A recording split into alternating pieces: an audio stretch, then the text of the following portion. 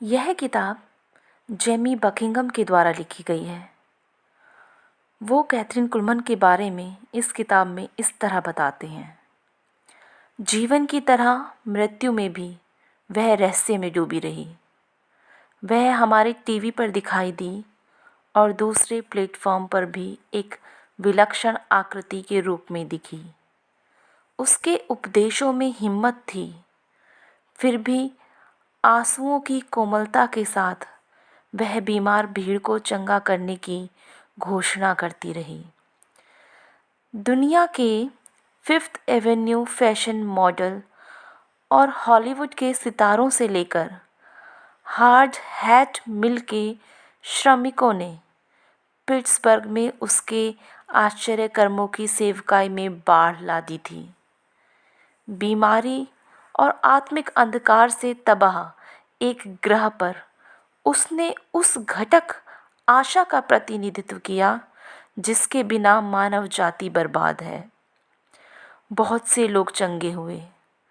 दूसरे लोगों ने उसके अंदर परमेश्वर की महिमा को देखते हुए मसीह को अपना जीवन समर्पित कर दिया, जिसका उसने प्रचार किया था। अपने उपदेशों और जीवन शैली में वह परमेश्वर के स्वास्थ्य, प्रेम और समृद्धि का प्रतीक लग रही थी। उसने श्रद्धापूर्वक सेवा की। कई लोगों के लिए वो लगभग अमर लग रही थी। दरअसल मैगी हार्टनर, कैथरीन कुलमन की निजी सचिव और गहरी दोस्त ने एक बार मुझसे कहा था, मिस कुलमन कभी नहीं मरेंगी। वह यहाँ तक तब तक जीवित रहेंगी जब तक यीशु फिर से नहीं आ जाते। लेकिन वह मर गई। 20 फरवरी 1976 को एक अनजाने अस्पताल में, एक अनजाने शहर में, ऐसे लोगों से घिरी हुई जिन्हें वो शायद ही जानती थी। एक ऐसे आदमी के साथ जिसे उसने एक बार एक ही स्थान में खड़े होने से उसके साथ सही नहीं समझा था। उसके अंतिम संस्कार का प्रचार करने के लिए वो आदमी तैयार था। वो स्त्री जिसे टाइम मैगजीन पत्रिका ने लॉर्डेस की एक वास्तविक महिला श्राइन कहा था, उसकी 68 वर्ष की उम्र में मृत्यु हो गई थी। जब उसकी मृत्यु हुई तो उसकी मेज़ पर 50 से अधिक निमंत्रण प्रतीक्षा कर रहे थे पिट्सबर्ग में, ये विनती करते हुए कि पूरी दुनिया में आश्चर्य कर्मों की सेवाओं का संचालन करिए। थाईलैंड में एक अमेरिकी सेना के एक अधिकारी ने उन्हें सुदूर पूर्व में आमंत्रित किया था।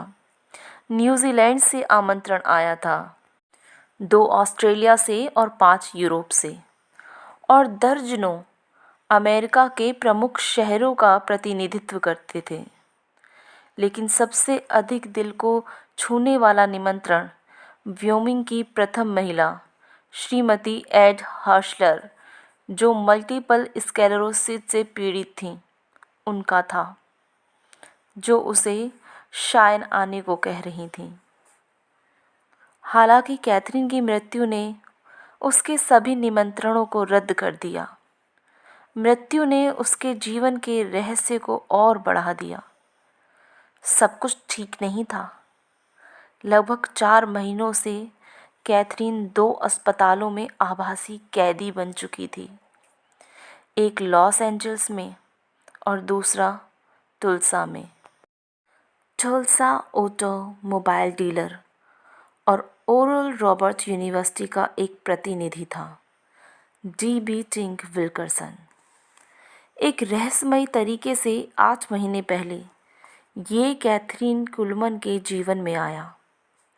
पहले जो एक आभासी अजनबी था, फिर उसने और उसकी पत्नी सू ने कैथरीन के साथ यात्राएं करने के लिए अपना व्यवसाय, अपना घर और अपने परिवार को छोड़ दिया था। अपनी कमज़ोरी की स्थिति में कैथरीन ने किसी और पर विश्वास नहीं किया। मिस्टर विल्करसन ने उसके वित्तीय सहित उसकी सभी व्यक्तिगत ज़रूरतों को भी संभाला। कैथरीन की मृत्यु के अगले दिन विल्करसन अपनी पत्नी और ओरल रॉबर्ट्स के व्यक्तिगत अंगरक्षक कैथरीन के शरीर के साथ तुलसा से लॉस एंजल्स तक गए।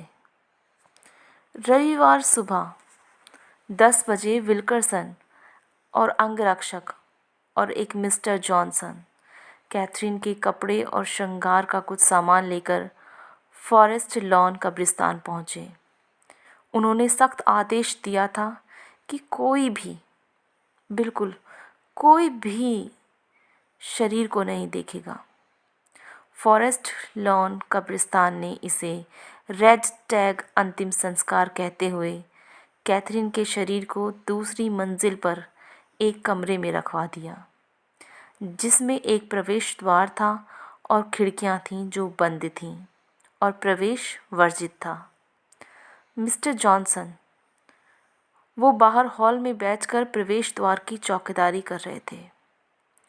किसी को भी, यहाँ तक कि उसकी निजी सचिव मैगी हार्टनर को या कैथरीन के अन्य करीबी दोस्तों को भी उसके शरीर को देखने की अनुमति नहीं थी, लेकिन बस विल्करसन को। उसकी मृत्यु के बाद यह पता चला कि उसकी मृत्यु से 2 महीने पहले उसने अपनी नई वसीयत बनवाई थी।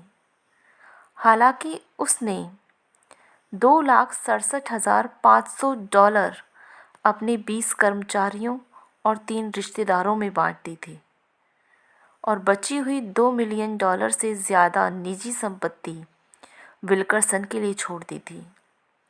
पूरे देश के अखबारों के मुख्य पृष्ठ की यही खबर थी। कैथरीन कुलमन, सुसमाचार प्रचारिका को जो दान लगभग $1 मिलियन से भी अधिक मिला था, उसमें से कुछ भी उसने चर्च की नींव के लिए नहीं छोड़ा या कोई अपनी संपत्ति चर्च के लिए नहीं छोड़ी। उसके अनुयायी इस बात से आहत और क्रोधित थे, लेकिन उसकी वसीयत का ये बदलाव तो बस आइसबर्ग की देन था। उसकी मृत्यु के हर दिन के बाद नए और परेशान करने वाले तथ्यों पर रोशनी पड़ती गई। मैंने लंबे समय से कैथरीन के सहयोगी जीन मार्टिन को फ़ोन किया, जिन्होंने उसका आउटरीच मिशन संभाला था। वह सैन डियागो में परमेश्वर की सभाओं के एक अधिवेशन में भाग ले रहे थे। वो मुझसे मिलने के लिए सहमत हो गए। यदि मैं कैलिफोर्निया के लिए उड़ान भर लूं, तो हम 22 अप्रैल को दोपहर 2:30 बजे एल कॉर्टेज होटल में मिलने वाले थे। जब मैं फ्लोरिडा से उड़ान भरने के बाद वहां पहुंचा, तो मैंने कार किराए पर ली लॉस एंजल्स से सैन डियागो तक। मुझे होटल की सामने की मेज़ पर एक पत्र मेरा इंतज़ार करते हुआ मिला। एक रहस्यमयी तरह से मार्टिन का मन बदल गया था। अब वो मुझसे बात करने को मना कर रहा था। मैंने वापस टोल्सा के लिए उड़ान भरी, जहां इस गुप्त योजना का एक बड़ा भाग था। ओरल रॉबर्ट, जिन्होंने कैथरीन के अंतिम संस्कार पर कैथरीन की चमक के बारे में कुछ बातें बोली थीं, इस सब का प्रबंध टिंक विल्करसन ने किया था।